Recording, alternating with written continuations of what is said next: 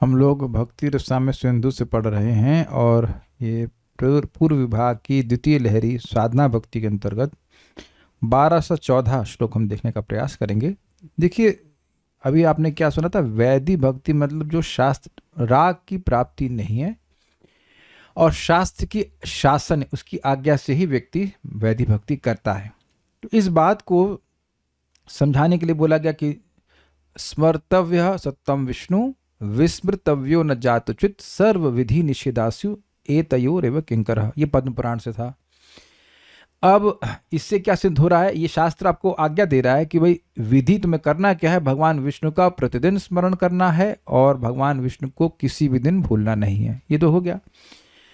अब इसी में जब कोई विधि व शास्त्र बता रहा है तो उसका फल बताएगा, पॉजिटिव तुमको लाभ क्या होगा, और किसी चीज का निषेध करेगा तो साथ में ये बताएगा कि ऐसा क्यों नहीं करना चाहिए। तभी बात मानते हैं या नहीं, है ना?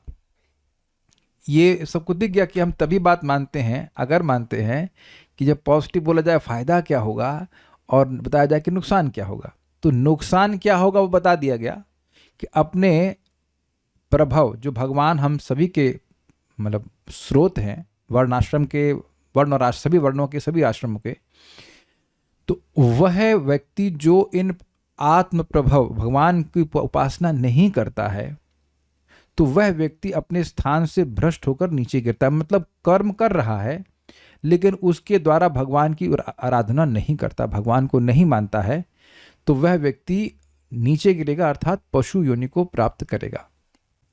तो इस प्रकार का डर जरूरी है ताकि व्यक्ति समझे कि उसको भगवान की पूजा ऑप्शनल नहीं है। जैसे आपने सुना होगा कुछ लोग कहते हैं क्या जरूरी है कि मैं भक्त बनूं, I can be a good man. सुना है आपने? But you can not be a good man, you will not be able to be a man also. मतलब आप मनुष्य भी नहीं रह पाएंगे। अच्छे मनुष्य की तो बात छोड़ दीजिए, अगर भगवान की बात नहीं सुनते, भगवान की अवज्ञा करते हैं, ये बात आ गई। तो ये निषेध मुख से तो बात हो गया। अच्छा, अब भगवान की पूजा करूंगा तो क्या लाभ होगा? तो वह अब इस सब श्लोकों से बोल रहे हैं। तत्फलम च तत्रैव, भागवत 11:27-49। भक्ति के फल का वर्णन वही भागवत में इस प्रकार है। वही का मतलब इससे पहले वाले श्लोकों में बताया गया था 11:27-2-3 था कि भक्ति नहीं करने से क्या फायदा। एक मिनट रुकिए, देख लेते हैं।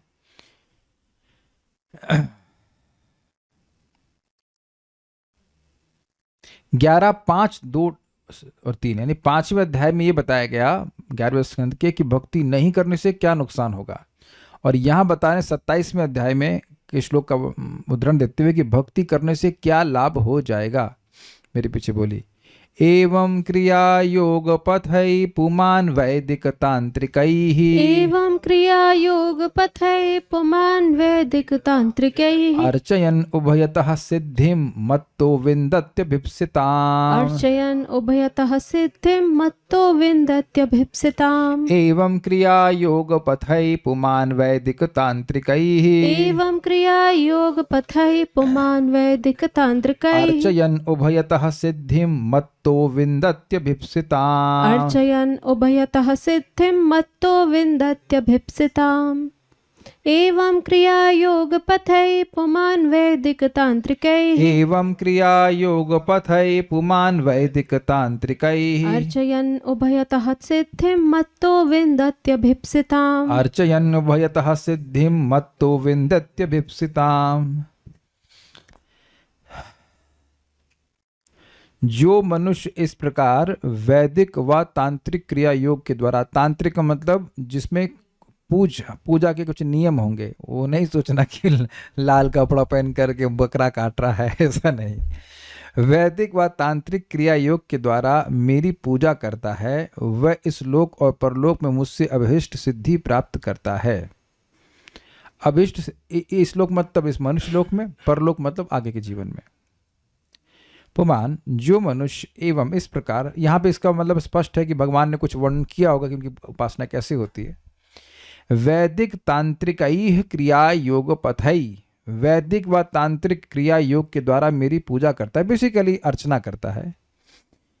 उभयतः उभय मतलब होता है दोनों, वह इस लोक और परलोक में मत्तः, मत्तः का यहाँ पे मत्तो हो गया है, मत्तः मुझसे, मत्तः परतरम नान्यत वाला मत्तः, मुझसे, मेरे द्वारा अभिप्सिताम सिद्धिम विन्दति, अभिष्ट सिद्धि प्राप्त करता है। मतलब जैसे पंचरात्रि एक विधि है, तो उसकी वजह से हम लोग भगवान को जो दीपदान करते हैं, हम लोग फूल अर्पण करते हैं, जल आदि अर्पण करते हैं, आचमन करते हैं, सारे नियम उसमें बताए गए, उसके अनुसार व्यक्ति भगवान की पूजा करता है। ऐसे नहीं उठा और लार बहरी हो मुंह से अर्चना करना शुरू किया, तो आप जान रहे कि उसके पीछे कोई नियम है। तो अब ध्यान देने वाली बात यह है कि अर्चन के उपलक्षण से अन्य भक्ति के अंगों को भी ग्रहण करना होगा। ऐसा नहीं है कि कोई व्यक्ति नाम उच्चारण कर रहा है तो उसको सिद्धि नहीं मिलेगी। भाई सुखदेव गोस्वामी और परीक्षित महाराज तो अर्चा विग्रह नहीं की उपासना कर रहे थे, अर्चा विग्रह की उपासना तो नहीं कर रहे थे ना, एटलीस्ट आखिरी के 7 दिनों की बात करें तो, और सुखदेव गोस्वामी तो कभी किए नहीं। तो आपको समझना हो कि भक्ति का एक अंग अन्य अंगों के समान शक्तिशाली होता है। तो किसी भी इससे उपलक्षण समझ लेना चाहिए कि अर्चना के बारे में बोल रहे हैं, ऐसे अन्य भक्ति के अंगों को भी ग्रहण करना होगा। यह इतने सर्व सिद्धि हो बे तुम्हारे, महाप्रभु बोल रहे हैं, नाम उच्चारण कर रहा है तो सारी सिद्धि आ जाएगी, ये बात है।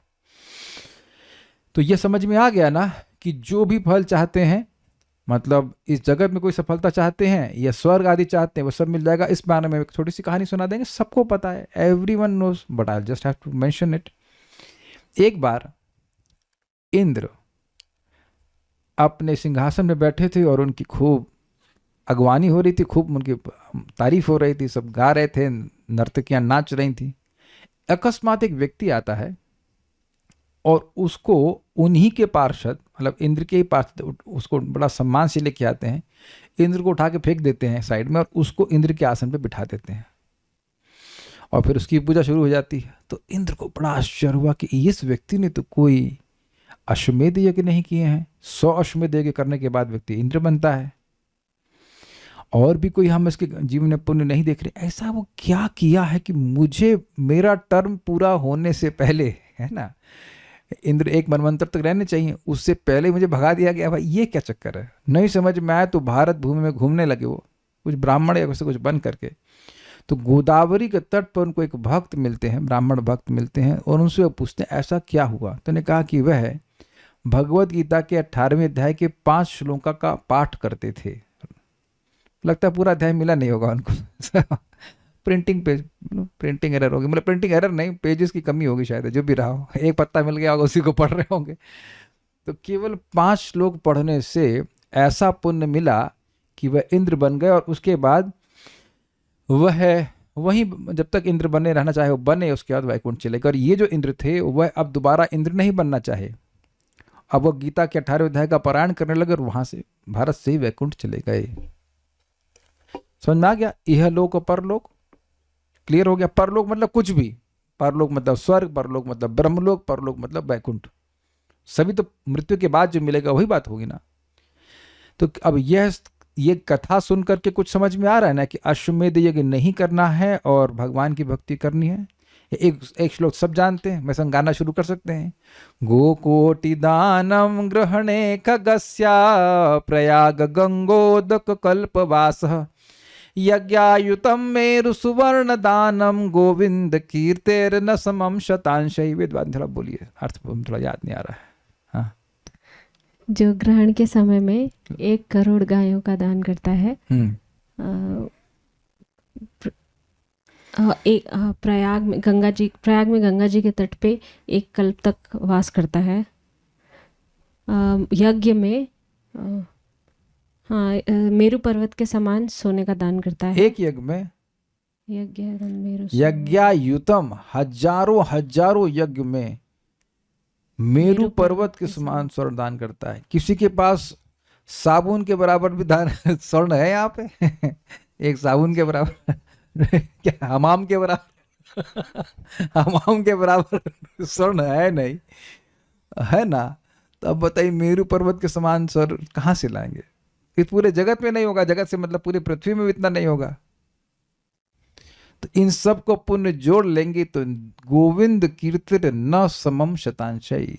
100 कितने लोगों का 16 माला नहीं हुआ? हाथ खड़ा कीजिए यहाँ पे। चलिए थोड़ा सा हम एक पोलिंग ले लें, how many devotees here present have not chanted it 16 rounds?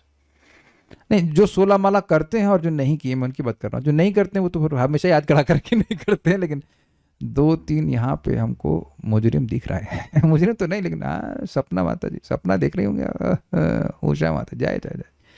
तो ये तो हम जपा जिम में डाल दिए हैं, कभी जहमत उठा करके थोड़ा उसको पढ़ लीजिएगा, इस श्लोक का महिमा, तब कुछ प्रेरणा मिलेगी करने के लिए। आप कहेंगे इतने अहंकार से बोल रहे। अहंकार नहीं भाई, हमको भी बड़ा संघर्ष होता है, कभी कभी खूब संघर्ष होता है, लेकिन याद कर करके भाई बड़ा पुण्य जा रहा है अकाउंट में, मतलब इनडिस्क्राइबेबल पुण्य जा रहा है, पता नहीं कभी काम आ सकता है। भाई इंद्र बनने की इच्छा गई तब कुछ रहना चाहिए ना बैंक बैलेंस में, आगे के लिए कुछ सोचना है कि नहीं सोचना है, कौन सी इच्छा कब आ जाए पता नहीं, तो कुछ रहेगा तब ना, कुछ नहीं तो विंडो शॉपिंग करके आ जाएंगे। कुछ देख रहे हैं इंद्र है, कुछ करना होता है ना।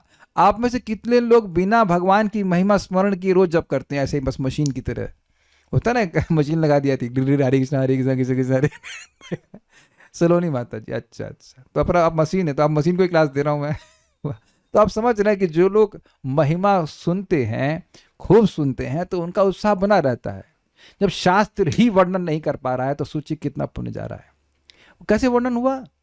इन सभी चीजों का पुण्य भी गोविंद बोलने के 100वां अंश के बराबर भी नहीं है। इक्वेशन नहीं बिठा रहे हैं, लेस देन बता रहे हैं। लेस देन मतलब जो उधर वाला फिगर है, if X is less than Y, तो X is less than Y, but how much Y is greater than X you don't know. जैसे बल्ब सूर्य के प्रकाश से कम है, ठीक है, तो अब यह तो आप समझ लिए कि बल्ब का प्रकाश सूर्य से कम है, लेकिन सूर्य का प्रकाश बल्ब से कितना ज्यादा है, ये आप समझ पा रहे हैं? आप मेरी बात शायद समझ पा रहे हैं, मैथमेटिक्स। बल्ब का प्रकाश सूर्य से कम है, तो इससे यह तो निर्णय हो गया कि बल्ब का प्रकाश सूर्य से कम है, लेकिन सूर्य का प्रकाश बल्ब से कितना ज्यादा है? अब ये मैं डिस्क्राइब नहीं कर रहा हूं।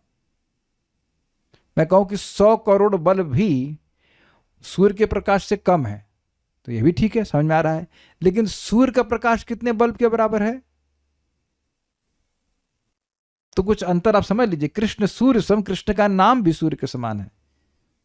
तो मैं ये सब एग्जाम्पल इसलिए दे रहा हूं कि जब इस तरह के शास्त्रीय वचन सुनता है तो राग की अन प्राप्ति होते हुए भी, राग नहीं होते हुए भी शास्त्र के प्रोत्साहन से वह जप करता है। एक बहुत सिंपल सी बात आज भक्तों को मैं समझा रहा हूँ। शायद ही कोई व्यक्ति यहाँ पे होगा जिसने बिजनेस नहीं खेला हो। खेला है वो अपने बिजनेस। एक तो लूडो होता था, एक बिजनेस होता था, जिसमें आप उस मकान कुछ पैसे हम लोग लेके शुरू करते थे, फिर मकान खरीदते ही थे, मतलब हवा में मकान खरीद रही है। लेकिन अब जब खाना खाने का टाइम आ गया तो समझ जाते हैं कि वो जो भी नोट एक दूसरे से एक्सचेंज कर रहे हैं वो किसी काम के नहीं है। एग्जाम्पल सबको समझ में आ रहा है? खेले कि नहीं खेले? बिजनेस नहीं खेले तब समझ में क्या आ रहा है वो हर चीज़ में। हाँ, मैं कहूँ आप पे जानते हो तो आप जानते हैं। लूडो खेले होंगे लेकिन नहीं खेले अपने बिजनेस, व्यापार खेले, व्यापार नहीं जानते आप लोग। तो फिर क्या बनेंगे? बच्चे खेलते थे, बहुत पुराना। तो आप तो आपकी उम्र तो मुझसे ज्यादा है ना, तो फिर खेले होंगे आप लोग। एनीवेज, तो हम खाली इतना बोल रहे हैं कि उस पैसे का व्यवहारिक जीवन में कोई लाभ नहीं है। That's why we are detached. अब इस जीवन में जितना भी पैसा कमा रहे हैं कमाइए, लेकिन अगले जन्म में क्या काम आएगा? तो आप जानते हैं कि अगले जन्म में तो कुछ काम नहीं आने वाला है, और अगला जन्म आज भी शुरू हो सकता है। तो व्यक्ति कुछ तो सोचेगा ना कि पुण्य कमाए। आप भक्ति की तो पॉइंट ही छोड़ दीजिए। अगर ये भी लोभ है कि पुण्य कमाना है, तो भक्ति से अच्छा पुण्य कमाने का कोई तरीका नहीं है। यद्यपि भक्ति तो भक्ति प्राप्त करने के लिए करनी चाहिए, लेकिन अगर व्यक्ति के मन में यही है कि मुझे पुण्य कमाना है, तो आप देख लीजिए, यहां भगवान कह रहे हैं कि मेरा भजन करोगे तो तुम जो चाहोगे तुमको मिल जाएगा। It's amazing. तो सुन करके व्यक्ति को भगवान की भक्ति करनी चाहिए। यहाँ पे यद्यपि वह बहुत प्रेरित भक्ति प्राप्त करने के लिए नहीं, लेकिन अगर भक्ति प्राप्त करना चाहता है उसका भी अगला श्लोक है, लेकिन जो भी भौतिक लाभ चाहते हो सब मिल जाएगा। दुर्गम संगमनी भक्ति के फल का उदाहरण प्रस्तुत करने के लिए अर्चन को उपलक्ष्य करके कहते हैं एवं इत्यादि पद से। ये थोड़ा समझने का प्रयास, इसका मतलब क्या है? मतलब ये है कि यहाँ पे अर्चना लिखा हुआ है, लेकिन इसका मतलब यह नहीं कि आप गीता पाठ करेंगे तो पुण्य नहीं मिलेगा। यह नहीं कि आप भगवान को प्रणाम कर रहे हैं या जप कर रहे हैं तो उसका लाभ नहीं मिलेगा। भगवान की कोई भी भक्ति कर रहे हैं तो हमारा लाभ ही है, इसलिए इस प्रकार से इसलिए इस फल को वर्णन किया गया है। समझ में आ रहा है बात? मान लीजिए कोई व्यक्ति नहीं मंदिर में ऑल्टर में सेवा कर रहा है, तो भगवान मंदिर के मार्जन तो कर रहा है, उसमें तो दीक्षा की जरूरत नहीं है। You can just wipe the floor of the temple, यहाँ तो कोई कठिनाई नहीं, तो वहाँ भी बड़ा सेवा का लाभ मिल रहा है। अगर वो कुछ चाहता है तो वह भी प्राप्त हो जाएगा। समझ गए उपलक्षण का मतलब? ठीक है।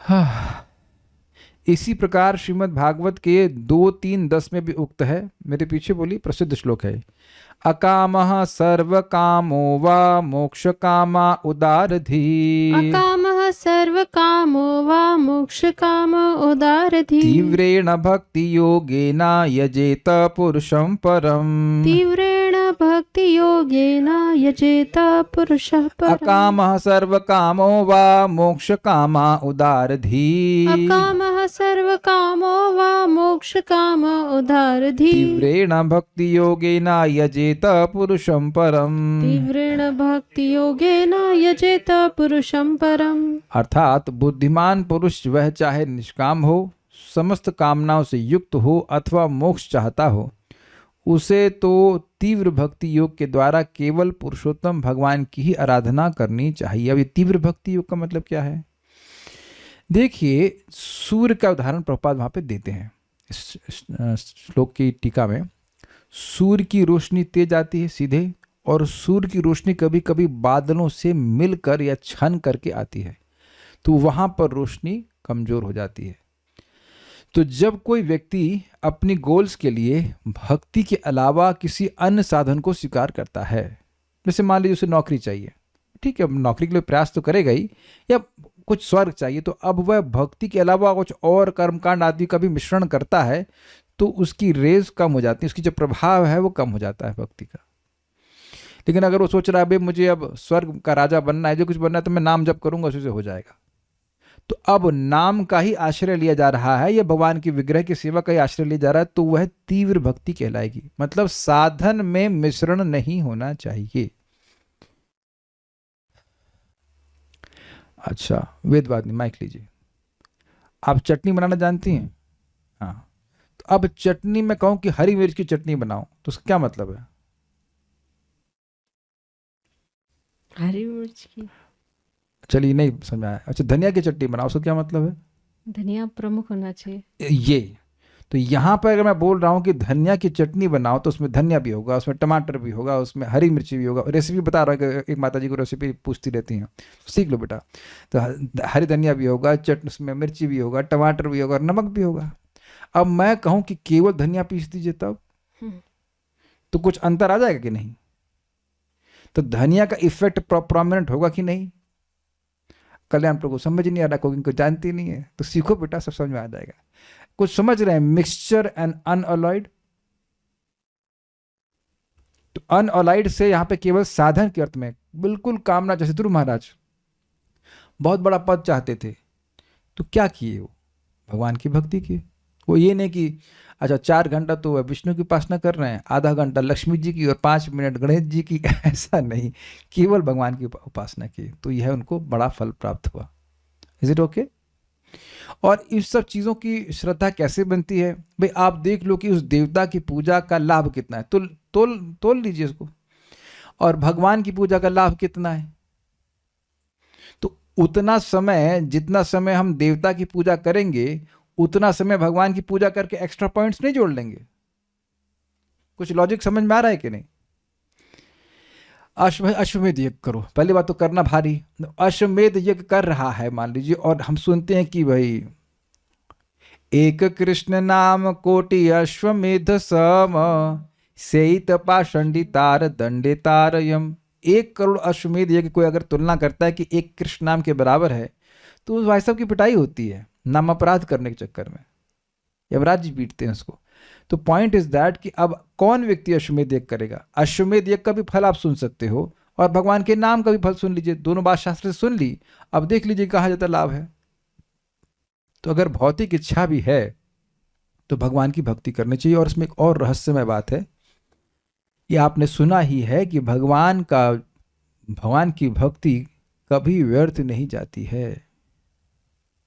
तो अगर कोई व्यक्ति भगवान के लिए भक्ति भौतिक इच्छाओं से भी कर रहा है, तो भगवान अपनी तरफ से केवल भौतिक इच्छा देकर संतुष्ट नहीं रह जाते हैं। इसलिए एक बात समझ लीजिए, बिल्कुल डरने की जरूरत नहीं है। जो भी इच्छाएं हैं आप उनको मार नहीं सकते, वो मरती हैं ही नहीं। मर रही होती तो अब तक तो मरी गई होती। मान लीजिए आपकी अप्पे खाने की इच्छा है या डोसा खाने की इच्छा है, आप मार के दिखाइए, नहीं मार पाएंगे। उसको भगवान को समर्पित कर दीजिए। कुछ इच्छाएं हैं जो आपके हृदय में आती नहीं है, और कुछ इच्छाएं हैं जो जाती नहीं, तो जो जा नहीं रही हैं उनको भगवान को दे दीजिए, तब जाओ भगवान के पास जाओ। कुछ समझे ना मैं क्या कहना चाहता हूं? आपको लोगों से बात करना अच्छा लगता है तो लोगों को भगवान के बारे में बताइए।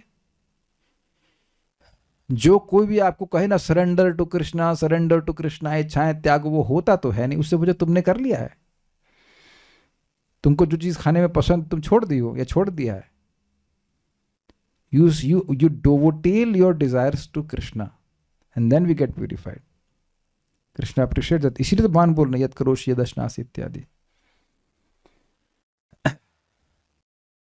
तो ये बहुत अच्छी बात है। एक और बात इंटरेस्टिंग है, यहाँ उदार धी क्यों कह रहे हैं? ये सबको समझा गया। तीव्रेण भक्ति योगेन का मतलब उसमें चटनी किसकी बनेगी? धनिया की ही बनेगी।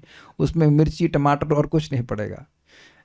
ओनली भक्ति, यानी भगवान का नाम जप करेगा। नाम जप होगा तो नहीं मान लो हो गया, उसका तो अपना भगवान के विग्रह की पूजा हो रही है, उनको प्रणाम कर रहे हैं, या वैष्णव की सेवा का भगवत संबंधी कार्य ही करना, ये तीव्र भक्ति होगी। उसमें ज्ञान और कर्म का सम्मिश्रण नहीं होगा। ये तो इजी हो गया। एक बात आगे, उदार धी क्यों? हाँ, आपको समझ आ रहा है क्यों कहते हैं? बताइए क्यों। ये सभी अलग अलग इच्छाओं से भगवान के पास ही जा रहे हैं, तो ये भगवान को ये उदार है क्योंकि भगवान को यश, ये भी एक सही बात है कि भगवान को यश दे रहे हैं। भाई ये भगवान का क्या यश है? भाई अकेले सबकी इच्छाओं को पूर्ण करने वाले हैं, एक बात। दूसरा, इनको भगवान की महिमा समझ में आई है। ये सब लोग इस बात को सत्यापित करेंगे कि आप किसी ना किसी ऐसे रिश्तेदार को जरूर जानते होंगे जो सबको बराबर कर दे रहा है। बिफोर वी गो फॉरवर्ड, इतनी बात सबको समझ में आई। आप आंखें बंद करके स्मरण करो कि कोई ऐसा रिश्तेदार है क्या? अपना रडार घुमाओ, आ रहा है, हाँ हाँ आगे, हाँ वो आगे समझ आ। तो वो यही बोलेगा सब बराबर है, एज इफ कि वही सबको इलेक्ट किए। अच्छा कृष्ण आप भगवान के पद पे 5 साल रह लो, शिव जी आप थोड़ा सा इधर इधर साइड में रहिएगा, दुर्गा जी आपको अगली बार चांस देंगे। आप भी मतलब वो खुद ही बन गए सबको भगवान बनाने की पोजीशन पे। जब सब बराबर हैं तो भगवान की क्यों पूजा करेगा? कर लेंगे भगवान की जब कभी आएगा। जन्माष्टमी, हाँ आ जाएंगे जन्माष्टमी में, ऐसा होगा। लेकिन अब ऐसा नहीं कि दिन रात वह भगवान की सेवा में लगा रहे। So try to understand, you are all very intelligent. कहेंगे हाँ हाँ प्रोजेक्ट मस्का लगा रहे हो। हम कहाँ मस्का लगा रहे हैं? सुखदेव गोस्वामी कह रहे हैं जिस किसी को भगवान की महिमा समझ में आ गई वो बहुत बुद्धिमान है। वो एक भी व्यक्ति जगत में मतलब सड़ता नहीं रहेगा। बहुत जल्दी ही, नॉट इवेंचुअली, बहुत जल्दी वह शुद्ध होकर भगवान के पास चला जाएगा।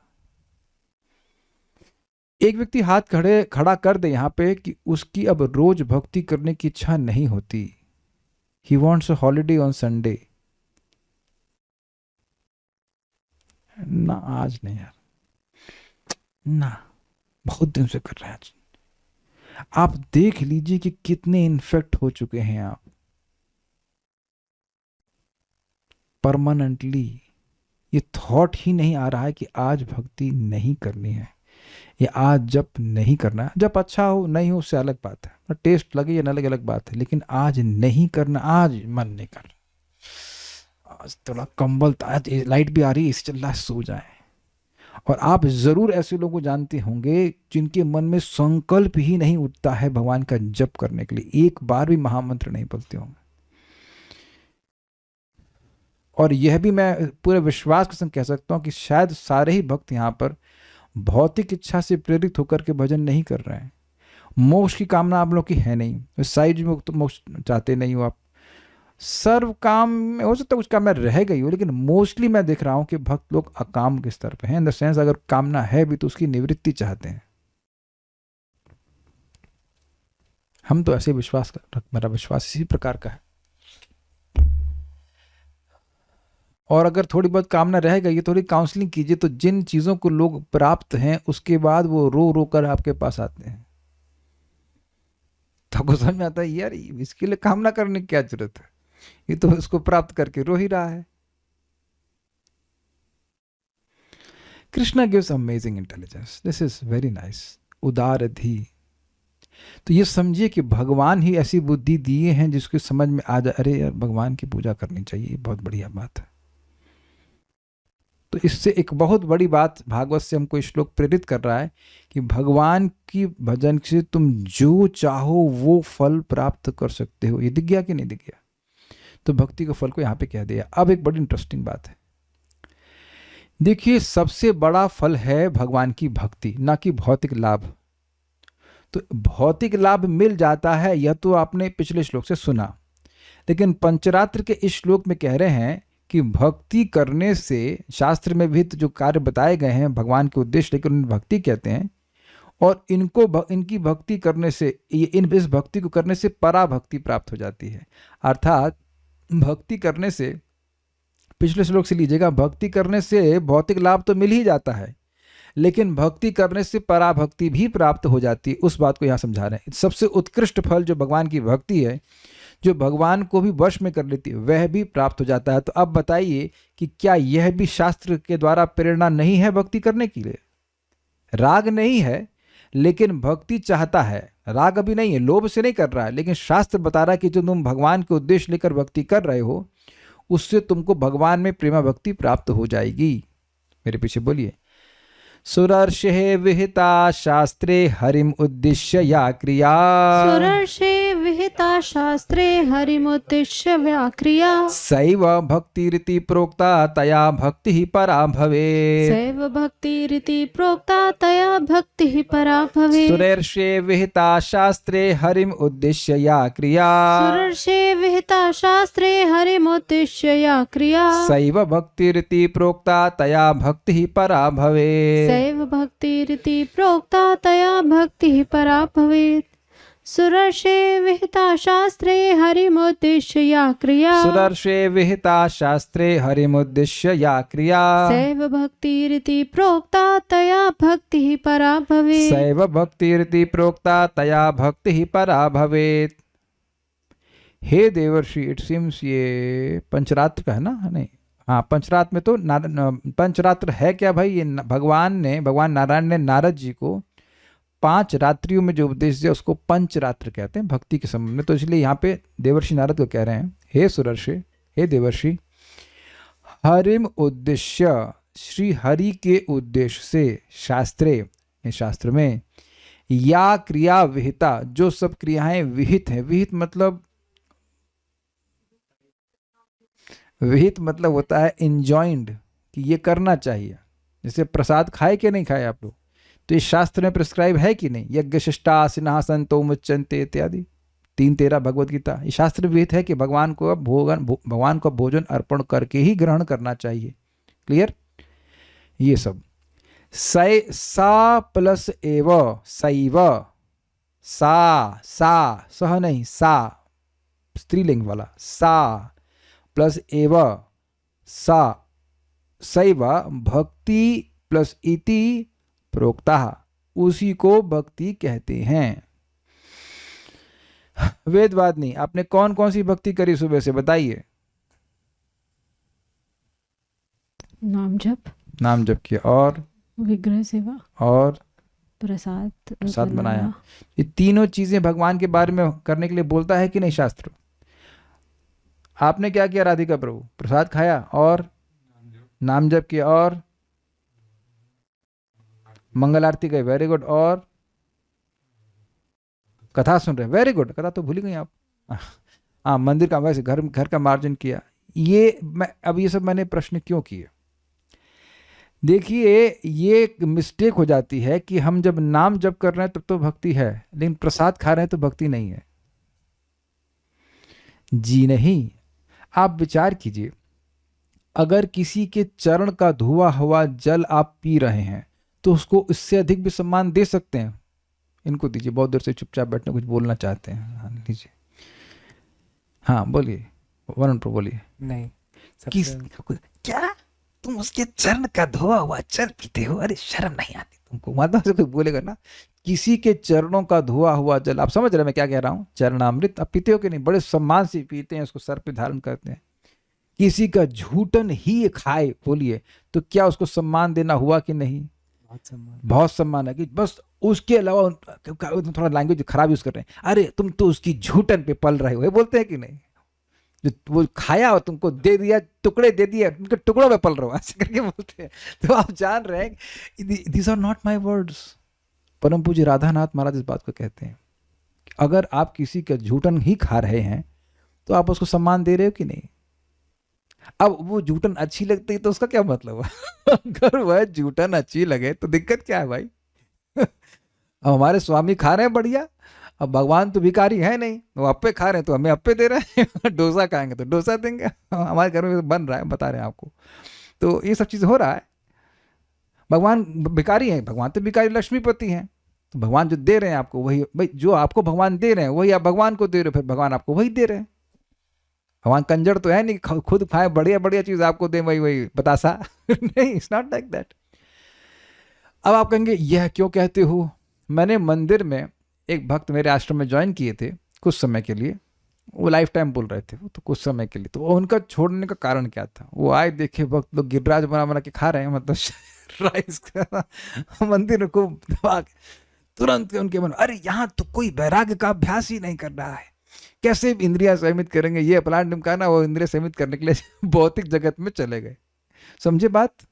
So if a devotee is eating prasadam, that is भक्ति। ऑब्वियसली उसको डाइजेस्ट भी कर लेना होता है, लेकिन ये एक बड़ी मजेदार बात है। ये कुछ समझ में आ गया कि ये हरि को उद्देश्य लेके किया गया है। चरणामृत पी रहे हैं या आप भगवान का प्रसाद ग्रहण कर रहे हैं, ये तो बिल्कुल भक्ति नहीं लगता ना। तो खा रहा आदमी दबा करके, और लाओ अप्पे लाओ पूड़ी लाओ, खा रहा है, लेकिन यह भी भक्ति है। जब खाना भी भक्ति है, फिर जप का तो कहना ही क्या। वैसे दोनों एक ही बात है, लेकिन मैं बोल रहा हूं कि जब तो लगता ही है ना कि भाई भक्ति कर रहे हैं। ये बहुत अच्छा हमको श्लोक लगा था। उसी को भक्ति कहते हैं, जो हरि के उद्देश्य लेकर के आप भक्ति कर रहे हो, उस सारे कार्य कर रहे हो शास्त्र के अनुसार, वह उसको भक्ति कहते हैं। तया भक्ति, तया मतलब उसके द्वारा, तो उस भक्ति के द्वारा पराभवित, एवं उस भक्ति का अनुष्ठान करने से पराभक्ति होती है।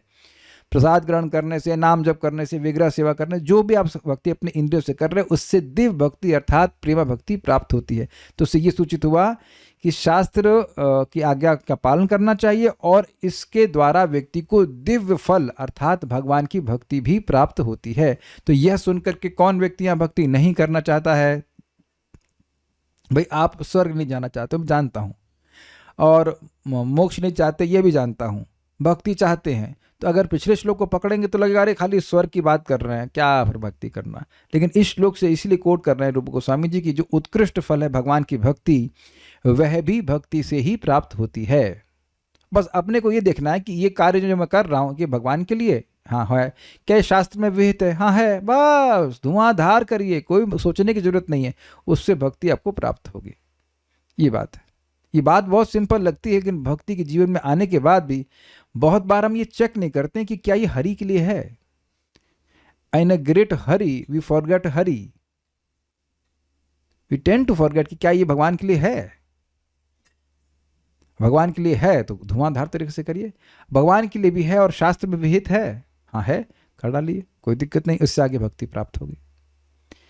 सुरर्षि हे देवर्षि नारद, विहिता शास्त्रे, शास्त्र में जो विहित हरि उद्देश्य या क्रिया, जो हरि का उद्देश्य लेकर जो क्रियाएं हैं, सैव भक्ति रीति प्रोक्ता, उसी को भक्ति कहते हैं। अन्य अपने मन से किए गए कार्यों को भक्ति नहीं कहते हैं। तया भक्ति पराभवित, और उसके द्वारा दिव्य प्रेम भक्ति भी प्राप्त होती है। दुर्गम संगमनी, भक्ति के द्वारा प्राप्त समस्त फल का प्रदर्शन करते हुए अब उसके परम फल को कहते हैं पंचरात्र के उक्त है। पंचरात्र में उक्त है वचन द्वारा, मतलब इस बात को कह रहे हैं कि पंचरात्र में कहा गया है कि उत्कृष्ट फल जो भक्ति है वह भी भक्ति से ही प्राप्त होता है। ये बात कहते हैं। श्री हरि के उद्देश्य जो क्रिया होती है वह भक्ति है। यहाँ पर वैदिक भक्ति सूचित हो रही है, कारण इसका पाठ वैदिक प्रकरण में हुआ है। उस प्रकार भक्ति का आचरण करते हुए प्रेम लक्षणा भक्ति होगी। कहने का मतलब यह है कि यह वैदिक भक्ति क्यों है? शास्त्र की आज्ञा से जो क्रियाएं होती हैं, चरणामृत लेना चाहिए, भगवान को प्रसाद ही ग्रहण करना चाहिए, इत्यादि इत्यादि, नाम उच्चारण करना चाहिए। तो ये सारी बातें शास्त्र से लेकर के व्यक्ति ग्रहण कर रहा है ना, इसलिए यहाँ पे इसको वैदिक भक्ति के प्रकरण में कहा जाएगा। नोट, यहाँ पर विहिता शब्द का अर्थ है कि जिस क्रिया का विधान किया गया है ऐसी भक्ति वैदी ही है, क्योंकि यहाँ पर शास्त्र के विधान की को दृष्टि में रखकर ही प्रवृत्ति हुई है। इजी है, व्यक्ति ये चेक करेगा कि शास्त्र का क्या विधान है और उसके अनुसार वह हरि के उद्देश्य के लिए कार्य करेगा तो उसको भक्ति कहा जाएगा। लेकिन वो कौन सी भक्ति होगी? वैदी भक्ति होगी, क्योंकि विधान के अनुसार कर रहा है, ना कि लोभ से। यह भक्ति रागानुगा नहीं है, क्योंकि रागानुगा में केवल लोभ ही प्रवृत्ति का हेतु होता है। अब अगला है टॉपिक को चेंज, उसको हम नहीं पढ़ाएंगे, अभी कल पढ़ाएंगे। इतनी बात समझ में आ गई कि भक्ति के फल का वर्णन भी शास्त्र करता है, ताकि उसको सुनकर व्यक्ति की भक्ति को करने में प्रवृत्ति हो। और टॉपिक ये भी था इससे पहले वाला कि भक्ति नहीं करने का नुकसान क्या है, वह भी वर्णन कर रहा है, ताकि व्यक्ति भक्ति ना करने के प्रति डिसइंक्लाइंड रहे। नहीं, मुझे भक्ति करनी है। सबको समझ में आ गया? कोई डाउट या कोई प्रश्न तो नहीं है ना? ओके, तो अंडरस्टूड। अब अधिकारी वाली बात बड़ी मज़ेदार थी, लेकिन हम जल्दी जल्दी में इसको नहीं पढ़ाना चाहते हैं, बहुत मज़ेदार है। तो उसके और भी टॉपिक्स आएंगे उसमें, तो हम उसको शाम को होगा तो शाम को पढ़ा दूंगा, नहीं तो फिर कल सुबह पढ़ाएंगे। शिष्य भक्ति रसामृत सिंधु की जय, श्रील प्रभुपाद की जय, निताई गौर प्रेमानंदे।